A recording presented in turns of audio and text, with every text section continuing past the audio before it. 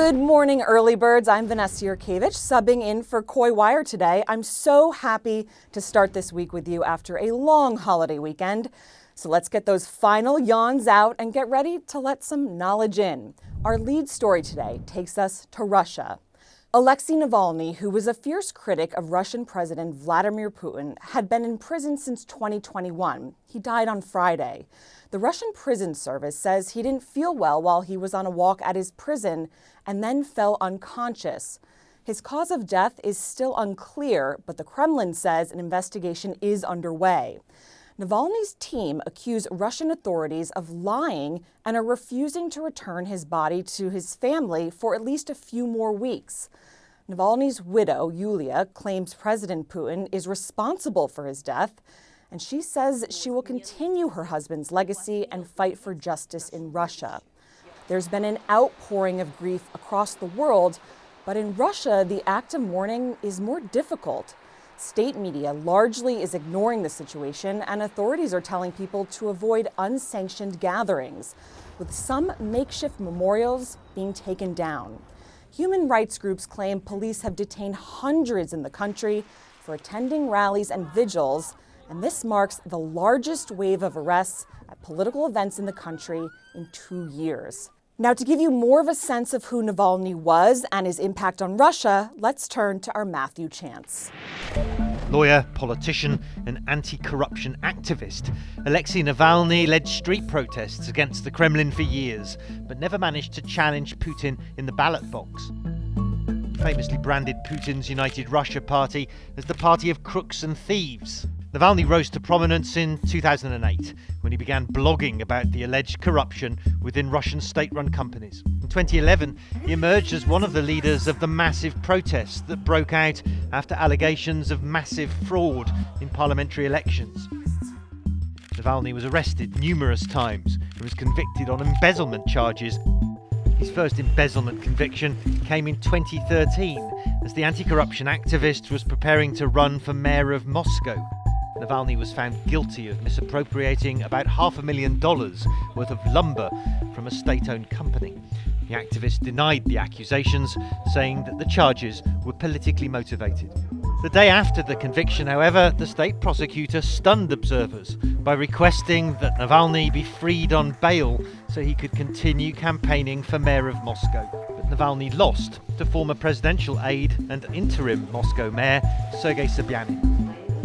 In 2017, during a retrial of the same case, Navalny was found guilty and received a 5-year suspended prison sentence. This time, the conviction prevented him from running against Putin in the 2018 presidential election. Дело не в Навальном, а дело в том, что нужен кандидат, который наконец-то придет на выборы и скажет прямым текстом все, что происходит у нас сейчас в стране, опишет нашу действительность, отсутствие перспектив, нищету и так далее прямым текстом. Я это сделал, и именно поэтому вы не хотите пускать меня на выборы.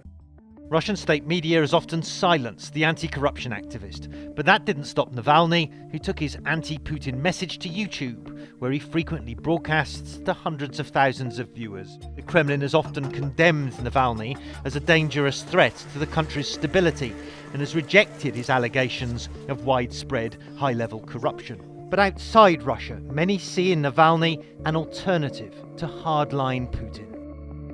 Вот ты понимаешь все. Либо ты боишься, либо ты продолжаешь. Я давно выбрал путь, который говорит, что я буду продолжать, я не откажусь от своей страны. It is 10-second trivia time. Which American filmmaker created the infamous War of the Worlds radio play that sparked panic in 1938? Alfred Hitchcock, Clint Eastwood, Billy Wilder, or Orson Welles? If you said Orson Welles, well, you're right. The radio broadcast fooled an audience of millions by mimicking the style of a news report. Some listeners were convinced that Martians had actually attacked New Jersey. Okay, this next story will blow your mind and maybe even your eyes. Isn't this video of a Victoria Crown blue pigeon just gorgeous? Well, guess what? It's not even real. And that's not actually a bird, and no one actually even filmed this video. It was all generated using artificial intelligence. AI leader OpenAI, the company behind the viral ChatGPT, has introduced this new model called Sora. The company says Sora can create realistic videos of up to 60 seconds long just from quick text prompts, like this example of a mesmerizing scenic shot in Big Sur, California. OpenAI has not released this to the public just yet because the company says it intends to work on the safety issues behind these models. Sora, however, is making some tech experts concerned. Our Michael Holmes spoke with Christian Hammond, the director of the Center for Advancing Safety of Machine Intelligence at Northwestern University, about what this breathtaking tool could actually mean. We have to get used to the idea that all of these things we thought were part of establishing truth really no longer will. Yeah. And we have to have an eye towards that. Yeah, OpenAI, they've weighed into this, and they said, and I'll quote them too, they say, we are working with red teamers, domain experts in areas like misinformation, hateful content, and bias, who will be adversarially testing the model. Are you reassured by that at all? I'm not sure I am. We really now have to put this not only in the hands of the technology companies, and we have to force them to work as hard as they can to make sure the content is good. We have to realize that it's up to us now to be able to look at the content we see and make decisions about whether or not we believe it or not. It's just that we have to start thinking less about the technology and more about how it's used. And if we're going to regulate, it's going to be regulating the use, not the technology itself, because the technology is here to stay.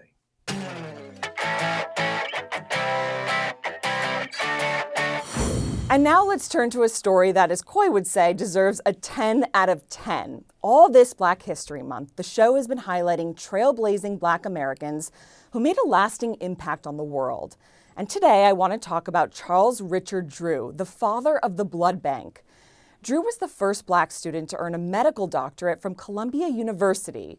He studied all things blood, like transfusions and preservation, leading to a groundbreaking discovery that made it possible to store blood for up to a week. This was during World War II, so Drew led a pilot program for the Red Cross, supplying blood around the U.S. and Great Britain, saving countless lives. He also invented mobile blood donation stations known as bloodmobiles. But Drew couldn't participate himself, even though he led these efforts. The Red Cross refused to let Black people donate blood. I also want to highlight the achievements of Bessie Coleman, the first Black woman to become a pilot. Because of her race and gender, flight schools in the U.S. wouldn't accept her, but that didn't stop her dream of flying. So she decided to learn French and moved to Paris to attend a prestigious aviation school there. She got her pilot license in 1921, and that was 2 years before another famous female pilot, Amelia Earhart. When she returned to the U.S., Bessie still faced discrimination, but found work performing aerial stunts and parachute jumps. Her dream of opening a flight school for Black pilots never came true, but her determination in breaking the mold continues to inspire not only pilots, but anyone fighting racial and gender stereotypes. And now I'm told it's time for shout-outs, starting with a school across the world. This is Hillside Collegiate International School in Goje, South Korea. Wow, thank you so much for tuning in. And for a shout-out a little closer to home, at least my home, shout-out to my alma mater, Montclair High School in New Jersey. Go Mounties. Now, before I go, I'm told tomorrow is #YourWordWednesday, so follow CNN 10's YouTube channel or Coy on Instagram, Snapchat, or TikTok, and put your unique vocabulary word in the comment section of the most recent post. Make sure you include your school, teacher, and mascot, and the team here will choose a winner to work into the show. Guys, today was so much fun. I'm Vanessa Yurkevich. Thank you for letting me join you all. I'm ready to take on the rest of the day, and I hope you are too. You are all truly what makes this CNN 10.